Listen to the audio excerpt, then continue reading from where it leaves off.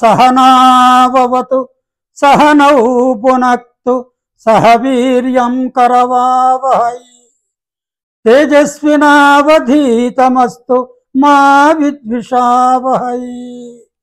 ओम शांति शांति శాంతి. ఈ శ్లోకము కఠోపనిషత్తులోనిది. ఇది శాంతి శ్లోకము. గురు శిష్యుల సంబంధాన్ని గూర్చి చెప్పేటటువంటిది. గురువు శిష్యులు ఇద్దరూ కలిసి ఉండాలి అని చెబుతుంది ఈ శ్లోకం. అందుకనే గురు శిష్యులిద్దరూ కూడా ఏమంటున్నారు ఇక్కడ? ఓం సహనాభవతు అంటున్నాడు. ఆ భగవంతుడు మమ్మల్ని ఇద్దరిని కలిసి కాపాడుగాక. సహనౌ పునక్తు, మరి మంచి కానీ చెడు కానీ ఏదైనా కానీ కలిసి అనుభవిస్తాము. సహవీర్యం కరవావహై, ఎక్కడైనా కూడా తమ ప్రతాపాన్ని చూపెట్టాలంటే ఇద్దరం కలిసి మా వీర్యాన్ని చూపెడతాము.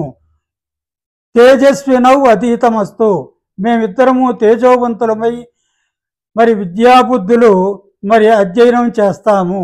మా విద్విషావహై, ఎప్పుడు కూడా మేము కోట్లాడుకోము. ఓం శాంతి శాంతి శాంతి.